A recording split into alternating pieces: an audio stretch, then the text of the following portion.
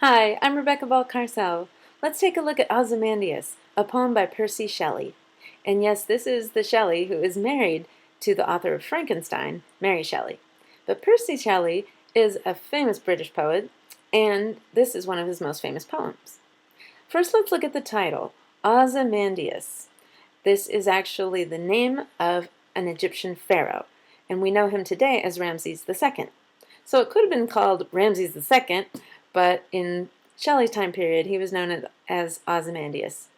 Now, I pronounce it Ozymandias, giving it 5 syllables. But Shelley, in his time period and in Britain, would have pronounced it Ozymandias, giving it only 4 syllables. Now, why does it matter? Well, because Shelley is trying to keep his line length to about 10 syllables in this poem. So when he says Ozymandias, he fits just 10 syllables on his line. If he said it the way I say it, then he would have an extra syllable and it would not fit the pattern. However, I should go ahead and say that Shelley did not follow a super strict pattern with this poem, especially when it comes to the rhyme.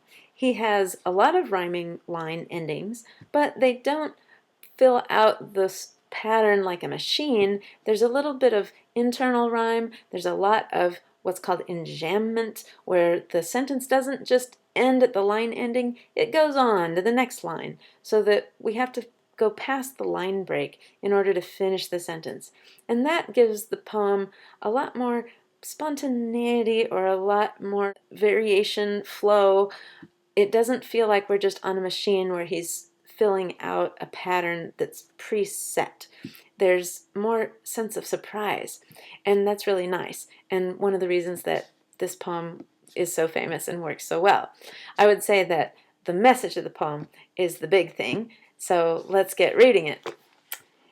Ozymandias, I met a traveler from an antique land, who said, 2 vast and trunkless legs of stone stand in the desert.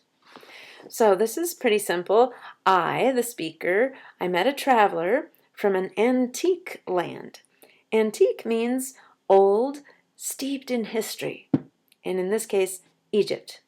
So I met a traveler, he's been to Egypt, and what did the traveler see there? He saw these 2 trunkless legs. That means legs without a body on it, because the body, middle part of the body is called the trunk.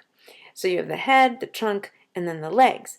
But this statue is so old that all we have left is the legs standing there, and the trunk may be somewhere else in the sand, and pretty soon we'll see the head is over here in the sand, and meanwhile the legs are just standing, and they're huge. Big, big statue this is. And in fact, you can get yourself over to London, and you can see the head of this exact statue that Percy Shelley was writing about. We're not sure if he actually saw the statue, but it was talked about and known that the statue was going to be coming over from Egypt, because of course Britain was building a vast British Empire at the time, and they brought all kinds of stuff back with them from places they were ruling over, like Egypt, like India. And nowadays, Egypt wants some of their stuff back, but this head is still there in the British Museum, and you can see it today. And he's going to talk about the head in a minute. Near them, near the legs, on the sand, half sunk, a shattered visage lies, a shattered head, a face, whose frown and wrinkled lip and sneer of cold command tell that its sculptor well those passions read. That means that the sculptor did a good job of reading the facial expression, this boastful expression where there's a sneer and this commanding expression. The sculptor did a good job of reading that expression. Those passions read, which yet survive, stamped on these lifeless things. So the expression is stamped on the lifeless stone, the hand that mocked them, and the heart that fed. Now, the hand that mocked them refers to the sculptor's hand. The hand that mocked them up, that maked them, that sculpted them. The heart that fed refers to Ramses II or Ozymandias. His heart is the one that sustained that face. Now, mock, we need to go back to that word, because as you probably know, mock also means ridicule, make fun of. And sure enough, we are going to kind of make fun of Ozymandias because his power that he thought he had, it's gone now. And this grand statue and that cold, commanding look, it's just a ruin now. And he's forgotten, well, not by historians, but by pretty much everybody else. So he was trying to build something amazing and great that would last forever, but nothing lasts forever. So we have the hand that mocked them and the heart that fed. And on the pedestal, these words appear. So there's a pedestal, like a platform, and then carved into the platform are the words that we're about to read.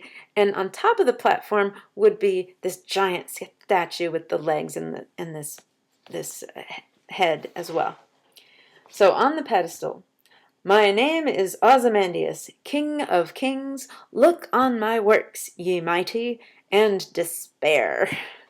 So he is really boasting here. He is bragging about how he is the king of all kings, that he has these works of maybe buildings, maybe pyramids, maybe institutions that he has started, traditions he's started, and all of this is something that any other leader would look on and just despair, like, oh man, I can't compete with him. Ozymandias has got it going on and nobody else can touch him. That's what Ozymandias wants us to think, and that's what this inscription on the pedestal means.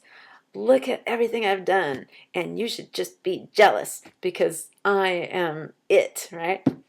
So Ozymandias is now about to be brought down a notch because obviously the guy is long gone.